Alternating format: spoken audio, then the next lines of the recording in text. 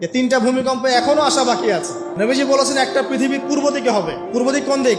এই যে Indonesia, Malaysia, Bangladesh, Pakistan, Myanmar, আপনার শ্রীলঙ্কা, এই পুরো কন্টিনেন্ট পূর্ব দিক, পৃথিবীর পূর্ব দিক। কোন কান্ট্রি এটা তো বলা হয় নাই, পূর্ব দিক বলা হয়েছে। এবং এখানে ভূমিকম্প বলা হচ্ছে না, বলা হচ্ছে ভূমি ধসে যাবে, মানে পুরো ভূমিটা নিচে চলে যাবে। এখন যারা এগুলো নিয়ে গবেষণা করেন তারাও কিন্তু সেম কথাই বলছেন, খেয়াল করে দেখেন। তারা হয়তো বিজ্ঞান দিয়ে ব্যাখ্যা করছেন, কিন্তু হাদিসে কিন্তু এটা বলা আছে।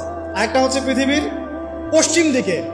আর পশ্চিম দিকে কেন হবে জানেন? সমকামিতার কারণে, সুদের কারণে, জেনার কারণে, পর্নোগ্রাফির কারণে, এবং সারা বিশ্বকে তারা যে জুলুমটা করছে, এই জুলুমের প্রতিফল হিসেবে আল্লাহ পাক ধসিয়ে দিবে। এর কোনো অস্তিত্বই থাকবে না। এখন মনে হচ্ছে না যে পুরো সারা ওয়ার্ল্ডকে রুল করছে? অস্তিত্বই থাকবে, ভূমিধস। আরেকটা হচ্ছে পৃথিবীর মাঝখানে। মাঝখানে কারা আছে বলেন?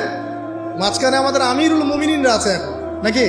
যারা গান বাজনাকে উন্মুক্ত করে দিচ্ছে, যারা পর্দার শিথিলতা নিয়ে আসছে, হ্যাঁ, যারা ইসরায়েলের সাথে আতাত করছে, এরা আছে, আমিরুল মুমিনিনরা আছে। তো সেখানেও একটা ফিতনা অপেক্ষা করছে, অপেক্ষা করতে থাকেন।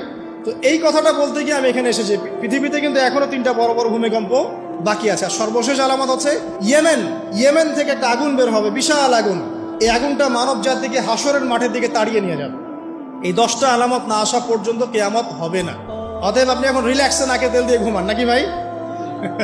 এই 10টা আলামত না আসা পর্যন্ত কিয়ামত হচ্ছে না। তবে এই 10টা আলামত আসার পটভূমি কিন্তু তৈরি হয়ে যাচ্ছে, এটা আমাদের খেয়াল করতে হবে। আচ্ছা আসেন, এই যে শুআয়ব আলাইহিস সালামের কওমকে যে ভূমিকম্প দিয়ে ধ্বংস করা হলো, এই ভূমিকম্প কখন আসে? আল্লাহ পাক বলছেন তার রাসূলের মাধ্যমে, যখন সমাজের মধ্যে পাপ বেড়ে যাবে, অশ্লীলতা বেড়ে যাবে, মানুষ মাদককে হালাল মনে করা শুরু করবে, জেনাকে হালাল মনে করা শুরু করবে, এবং এই যে বেপরদামি বেড়ে যাবে, তখন সমাজের মধ্যে ভূমিকম্প দেখা দিবে, ভূমিধস দেখা দিবে।